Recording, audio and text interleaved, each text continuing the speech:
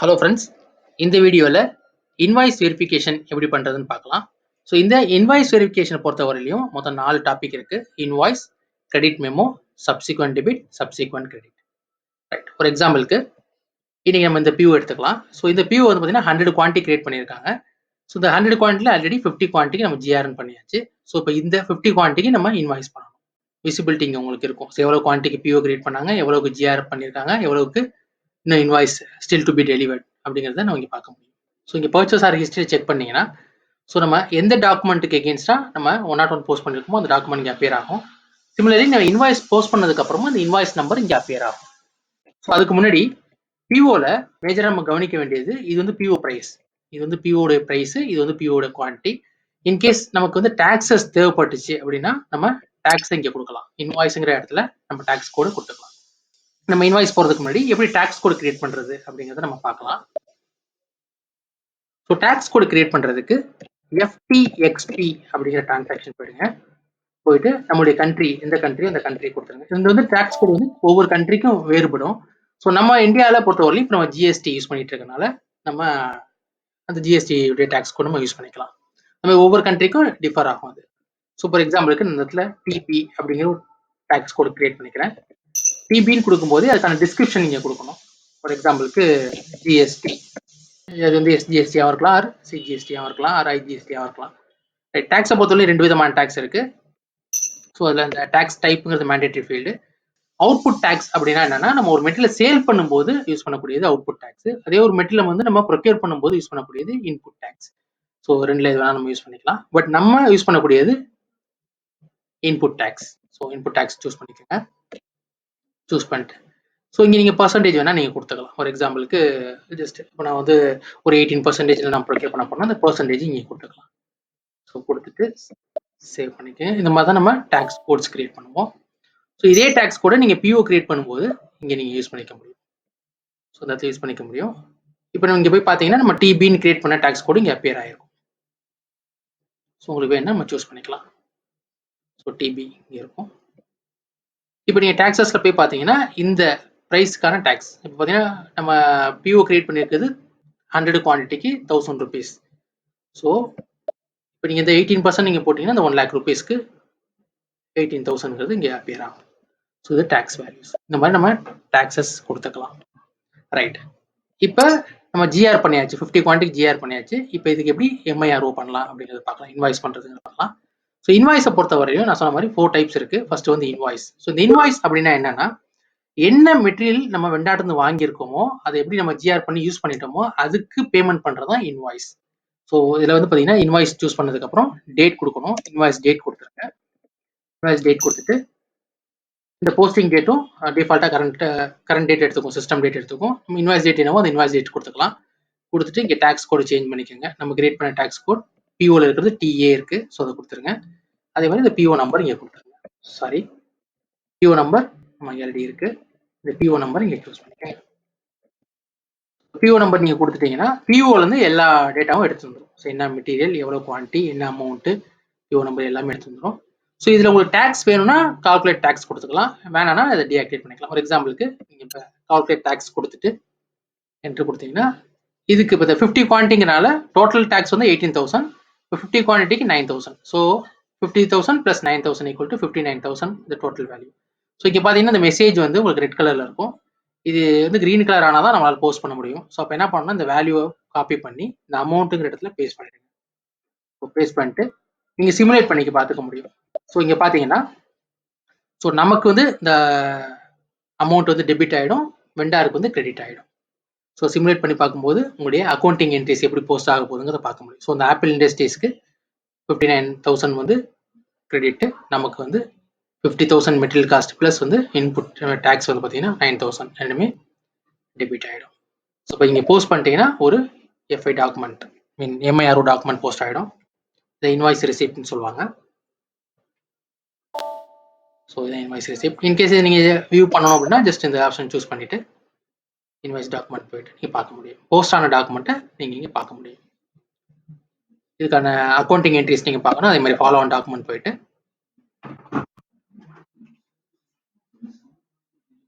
Double click பண்ணீங்கன்னா so இங்கே நம்ம அக்கௌண்டிங் என்ட்ரிஸ் நம்ம பார்த்துக்க முடியும். ஸோ பேக் போயிடுங்க. இப்போ நம்ம போஸ்ட் பண்ண டாக்குமெண்ட்டை நம்ம பிஓலையும் பார்க்க முடியும். ஜஸ்ட் பிஓவில் போயிட்டு ஜஸ்ட் பேக் போயிட்டு வந்தீங்கன்னா நம்ம அந்த ஜிஆர் டாக்குமெண்ட் கூடயே இந்த ஐஆர் டாக்குமெண்ட்டும் அப்பியர் ஆகிடும். ஸோ இப்போ நீங்கள் ஜஸ்ட் பேக் போயிட்டு வந்தீங்கன்னா இங்கே பார்க்க முடியும் உங்களுடைய பிஓடைய ரிப்போர்ட்லேயும் உங்களுக்கு இது அப்பியர் ஆகிருக்கும். So PO quantity 100, still to be delivered 50, இன்னும் ஜிஆர் பண்ண வேண்டியது 50 இருக்குது, அதே மாதிரி இன்வாய்ஸ் பண்ண வேண்டியதும் 50 இருக்குது. ஸோ இந்த மாதிரி நம்ம பார்த்துக்க முடியும். ஸோ இப்போ இதுவரை நம்ம பார்த்தது இன்வாய்ஸ் பார்த்தோம், ரைட். இப்போ நம்ம ஜிஆர்னு பண்ணியாச்சு, அதுக்கு பேமெண்ட்டும் கொடுத்தாச்சு. இப்போ பேமெண்ட் பண்ணதுக்கப்புறம் இந்த மெட்டீரியல் ரிஜெக்ட் ஆகுது.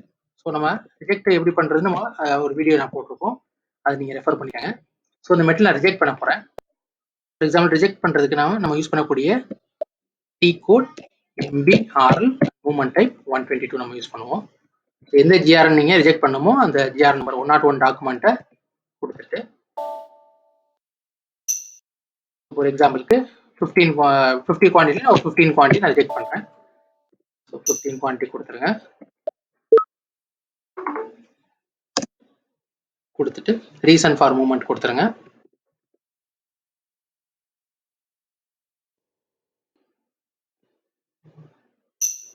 ஸோ டாக்குமெண்ட் போஸ்ட் ஆயிடுச்சு. நம்ம இந்த ரிஜெக்ட் பண்ண டாக்குமெண்ட்டும் நம்ம பர்ச்சேஸ் ஆர் ஹிஸ்ட்ரியில் அப்டேட் ஆயிருக்கும், நீங்கள் பார்த்துக்கலாம். ஸோ இப்போ என்ன ஆயிடுச்சு, ஆக்சுவல் ரிசிப்ட் பார்த்தீங்கன்னா 35 தான், பட் நம்ம வெண்டார் நம்ம பே பண்ணியிருக்கிறது 50 குவான்டிட்டி நம்ம பே பண்ணியிருக்கோம். ஸோ இப்போ 15,000 எக்ஸஸாக வெண்டாரில் இருக்கு. இதை நம்ம கலெக்ட் பண்ணுறது தான் கிரெடிட் மெமோ. நெக்ஸ்ட் நம்ம பார்க்கக்கூடிய டாபிக் மைரோவில் மைரோ போயிடுங்க. இதில் இன்வாய்ஸ் போயிட்டு கிரெடிட் மெமோ சூஸ் பண்ணிக்கோங்க. டாக்குமெண்ட் டேட் கொடுத்துருங்க. இந்த மாதிரி டேக்ஸ் கோட் நீங்கள் சூஸ் பண்ணிக்கோங்க. நம்ம டிஏ யூஸ் பண்ணோம். அதே மாதிரி பிஓ நம்பர் கொடுத்துருங்க. இந்த அமௌண்ட் குவான்டிட்டியை பொறுத்தவரையும் நம்ம மேனுவலாக சேஞ்ச் பண்ணணும். சே ஃபார் எக்ஸாம்பிள் இங்கே நம்ம எவ்வளோ அமௌண்ட் டெபிட் பண்ணணும்னா 15,000 நம்ம கொடுக்கணும். 15,000 இங்கே கொடுத்துட்றேன். அதே மாதிரி குவான்டிட்டி வந்து 15 குவான்டிட்டி. ஸோ இங்கே டேக்ஸ் நம்ம வேணும்னா நம்ம கால்குலேட் டேக்ஸ் கொடுத்துட்டீங்கன்னா டேக்ஸ் அமௌண்ட்டு இங்கே ஆட் ஆயிரும். ஸோ 15 + 2,700 = 17,700. ஸோ அந்த 17,700 இங்கே பாஸ் பண்ணிடுங்க. பாஸ் பண்ணதுக்கப்புறம் பேலன்ஸ் 0 ஆகிடும். 0 ஆனதுக்கப்புறம் நீங்கள் சிமுலேட் பண்ணி பார்த்தீங்கன்னா இப்போ என்ன ஆகிடும்னா நமக்கு கிரெடிட் ஆகிடும், வெண்டாருக்கு டெபிட் ஆகிடும். ஸோ மைனஸில் இருந்தால் கிரெடிட்டு, ப்ளஸில் இருந்தால் டெபிட்டு. ஸோ இப்போ நமக்கு கிரெடிட் ஆகிடும். நீங்கள் போஸ்ட் பண்ணிட்டீங்கன்னா டாக்குமெண்ட் போஸ்ட் ஆகிடும். ஸோ இப்போ போஸ்ட் ஆனதுக்கப்புறம் இந்த டாக்குமெண்ட்டும் நம்ம பர்ச்சேஸ் ஆர் ஹிஸ்ட்ரியில் வியூ பண்ண முடியும். ஸோ இப்போ பார்த்தீங்கன்னா 35 குவான்டிட்டி, ஆக்சுவல் ரிசிப்ட் 35 குவான்டிட்டி, அதே மாதிரி ஆக்சுவல் பேமெண்ட் 35. ஓகே, நெக்ஸ்ட் நம்ம பார்க்கக்கூடியது சப்சிக்வெண்ட் டெபிட். இந்த சப்சிக்வெண்ட் டெபிட்டை பொறுத்தவரையும் ப்ரைஸ் இன்க்ரீஸ், அதாவது சில ப்ராடக்ட்லாம் பார்த்தீங்கன்னா ப்ரைஸ் வந்து ஃப்ரீக்வெண்ட்டாக வந்து சேஞ்ச் ஆகிட்டே இருக்கும். ஸோ மார்க்கெட் ரேட்ஸ் பொறுத்தவரையும் இப்போ பெட்ரோல், டீசல், கோல்டு இதெல்லாமே. ஸோ அந்த மாதிரி ஒரு சுச்சுவேஷனில் நம்ம ப்ரொக்யூர் பண்ணும்போது நம்ம பிஓவில் ஒரு ப்ரைஸ் இருக்கும், பட் வெண்டாருக்கு வந்து நம்ம கமிட் பண்ண ப்ரைஸ் ஒன்று இருக்கும். ஸோ அந்த மாதிரி டைமில் நம்ம எப்படி ப்ராசஸ் பண்ணுறது அப்படிங்கிறத பார்க்கலாம். ஃபார் எக்ஸாம்பிள் சப்சிக்வெண்ட் டெபிட்னா நமக்கு டெபிட், வெண்டாருக்கு கிரெடிட் அப்படிங்கும்போது ப்ரைஸ் இன்க்ரீஸ் தான் நம்ம யூஸ் பண்ணுவோம். ஸோ இங்கே இன்வாய்ஸ் டேட் கொடுத்துருங்க. அதே மாதிரி டாக்ஸஸ் வேணா கொடுத்துக்கலாம். இன்புட் டேக்ஸ் கொடுத்துங்க. பிஓ நம்பர், எந்த பிஓ அந்த பிஓ கொடுத்துருங்க. அதே மாதிரி எவ்வளவு அமௌண்ட்டு, எவ்வளோ வேல்யூ. ஃபார் எக்ஸாம்பிளுக்கு நம்ம 2,000 rupees எக்ஸஸாக நான் பே பண்ணணும் அந்த மெட்டீரியலுக்கு 35 குவான்டிட்டிக்கு. நீங்கள் கொடுத்துட்டு 2,000 வந்திருக்கு, இந்த 2,000 அமௌண்ட்டை இங்கே பாஸ் பண்ணிடுங்க. ஸோ கொடுத்து பேலன்ஸ் 0 ஆகிடும். இப்போ சிமுலேட் பண்ணி பார்த்தீங்கன்னா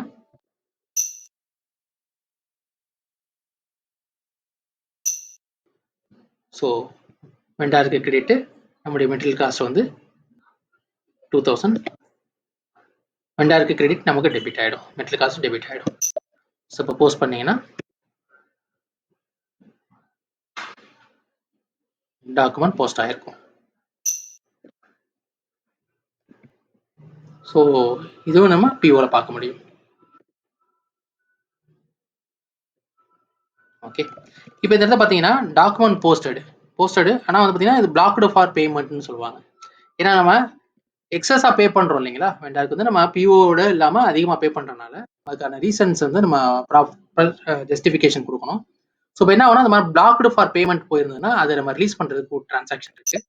ஸோ அது எப்படி பண்ணுவோம்னா MRBR சொல்லிட்டு ஒரு டிரான்சாக்ஷன், MRBR போயிட்டு நம்முடைய பிளான் கோடை மட்டும் மீன் கம்பெனி கோடை கொடுத்து ஜஸ்ட் எக்ஸிக்யூட் பண்ணீங்கன்னா அந்த கம்பெனி கோடில் இது வரையும் என்னென்ன பேமெண்ட்லாம் பிளாக்ல இருக்கோ அது எல்லாமே அப்பியர் ஆகும். ஜஸ்ட் செலக்ட் பண்ணிட்டு நம்ம இங்கே ரிலீஸ் கொடுத்துடலாம். அந்த ப்ராப்பர் ஜஸ்டிஃபிகேஷன் கொடுத்ததுக்கப்புறம் அந்த ஃபினான்ஸ் டீமில் அதை ரிலீஸ் பண்ணிடுவாங்க. ரிலீஸ் பண்ணிட்டாங்கன்னா நம்ம பேமெண்ட் ரிலீஸ் பண்ணிடலாம். ஓகே, ஸோ இப்போ இதே மாதிரி தான் சப்சிக்வெண்ட் கிரெடிட்டு. ஸோ சப்சிக்வெண்ட் கிரெடிட்டை பொறுத்தவரையும் நமக்கு கிரெடிட்டு வெண்டாருக்கு டெபிட். ஸோ இப்போ ப்ரைஸ் டிக்ரீஸ் ஆகும்போது நம்ம யூஸ் பண்ணக்கூடிய சினாரியோ.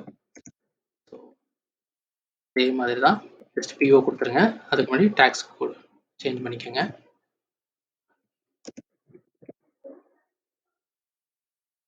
சேம் அதே மாதிரி ஒரு 2000 கொடுத்துறேன் 35 குவான்டிட்டிக்கு. ஸோ 2000 வந்துருக்கு, அதே 2000 இப்போ நமக்கு கிரெடிட், அதாவது மெட்டீரியல் காஸ்ட் கிரெடிட் ஆகும், வெண்டாருக்கு டெபிட் ஆகும். ஸோ இங்கே நம்ம பார்த்துக்க முடியும். போஸ்ட் பண்ணிட்டீங்கன்னா டாக்குமெண்ட் போஸ்ட் ஆகிடும். இதுவும் பிஓ ஹிஸ்ட்ரி நம்ம பார்த்துக்க முடியும். டாக்குமெண்ட் போஸ்ட் ஆனதுக்கப்புறம் ஜஸ்ட் ரெஃப்ரெஷ் பண்ணீங்கன்னா ஸோ 101 டாக்குமெண்ட், அதுக்கு எகென்ஸ்டாக பண்ண 120 டாக்குமெண்ட்டு, இது ரெண்டுக்குமே நம்ம பண்ண இன்வாய்ஸு, கிரெடிட் மெமோ, அதே மாதிரி சப்சிக்வெண்ட் டெபிட், சப்சிக்வெண்ட் கிரெடிட் ரெண்டுமே எல்லாமே இங்கே பர்ச்சேஸ் ஆர்டர் ஹிஸ்ட்ரியில் பார்க்க முடியும்.